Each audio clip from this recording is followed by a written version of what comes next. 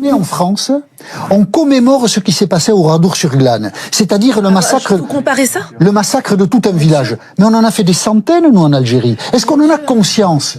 Donc, il faut dissocier les dossiers. Terrorisme en Algérie. Mais si nous avons une difficulté à avoir des relations saines, on n'a pas fait au Radour-sur-Glane en Algérie. On a mis des gens, on a mis des femmes et des enfants dans une église, on a mis le feu. de la conquête Vous en vous rendez compte Algérie. ce que vous dites? Vous connaissez les détails de la conquête en Algérie? On s'est comporté comme des nazis. Combien de villages ont été massacrés? Mais des femmes? Michel, on s'est comporté comme des nazis en Algérie? Mais les nazis n'existaient pas. On s'est pas comporté comme des nazis. Les nazis se sont comportés comme nous l'avons fait en Algérie. Combien de femmes?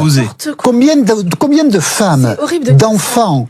Mais on n'a pas mis des. Ah, mais vous ne connaissez pas du tout l'histoire de la conquête, de l'Algérie par la France. Vous voyez, j'ai mais quand même vous ne les la chakras connaissez pas ouverts. du tout. Vous ne savez pas du tout que les villageois fuyaient les colonnes des soldats français. C'est au peuple français ce que vous venez de faire. C'est horrible. Comparer ça au nazisme. Les derniers grands massacres qu'a connu l'Algérie, ils ont été commis par les islamistes dans les années 90. C'est d'ailleurs ce que dénonce Kamel Daoud, Boualem Sansal. Et Boualem Sansal, c'est ce qui lui vaut aujourd'hui d'être emprisonné par un régime dictatorial, sans que ça d'ailleurs, ça ne gêne un certain nombre d'intellectuels de la gauche bien pensante. Moi, au contraire, ça me gêne beaucoup. Et j'espère qu'un jour, ce malheureux sera libéré parce que les libertés d'expression, c'est ça qu'on devrait défendre. Mais vous avez raison, le régime algérien, aujourd'hui, utilise le passé colonial, justement, plutôt que de dénoncer ce qui s'est passé avec l'islamisme radical et le terrorisme islamiste dans les années 90. Alors, en faisant ça, vous venez cautionner, justement, une propagande qui est instillée par le régime algérien et qui crache sa haine contre la France matin, midi et soir jusqu'à dans son hymne national. Il faut séparer les périodes historiques. Que ces gens-là, ce régime est un régime ennemi, qu'il faut durcir le ton, mais qu'en même temps, il faut qu'on ait enfin une ligne diplomatique. Si l'un d'entre vous arrive à me dire quelle est la ligne diplomatique d'Emmanuel Macron, depuis qu'il est président de la République, depuis qu'un jour il vient faire des courbettes à Algérie, le lendemain au Maroc,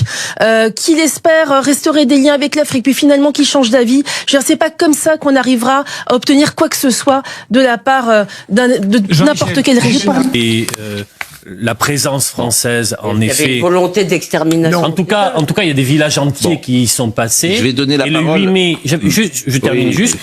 C'est insupportable. Allez-y. En fait. Mais si c'est insupportable, je quitte le plateau. Parce que je ne peux pas terminer une phrase. Donc j'allais simplement vous parler du 8 mai. Parlez d'abord de Radour-sur-Glane. Commencez par ça. Das Reich, le 10 juin 44. Qu'est-ce que vous voulez que je vous dise de plus? Commencez par ça. Alors le 10 juin 44, Das Reich remonte. Voilà. Avant ils ont fait des massacres dans d'autres villages. Ils arrivent, la moitié de la troupe est avinée. Ils les rassemblent. Monsieur Ebras, qui est l'un des derniers survivants, a fui. Sa petite fille aujourd'hui travaille la mémoire d'Ouradour. Ouradour qui d'ailleurs a besoin de financement public parce que le village martyr a besoin d'être aidé pour continuer le travail mémoriel. C'est par ça qu'il faut commencer. Donc j'ai commencé par ça en disant que je refusais la nazification. Et je termine en disant qu'il y a en effet eu des populations entières qui ont été mis dans des grottes et qui ont été asphyxiées par les fumées des feux. Je termine par le 8 mai 45 avec le massacre de Sétif et j'ai terminé mon émission.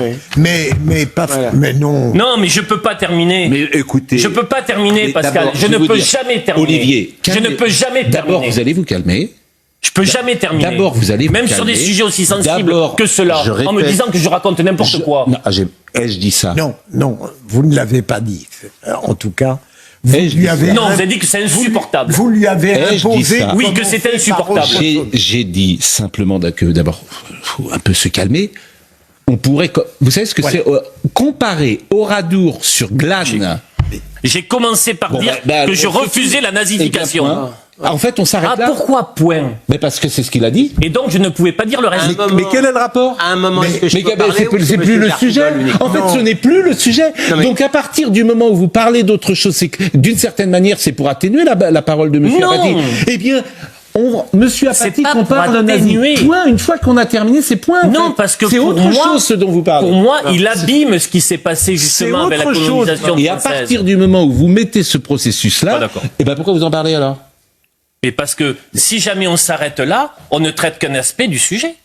Ou alors vous ne voulez pas, vous voulez qu'on taise ce qui s'est passé avec la colonisation française. Écoutez, et je ne pense pas que ce soit votre état d'esprit. Écoutez, moi je veux bien qu'on parle pendant des heures de la colonisation arabe en Algérie, etc. Je vous assure, je veux bien qu'on parle de ça pendant des heures.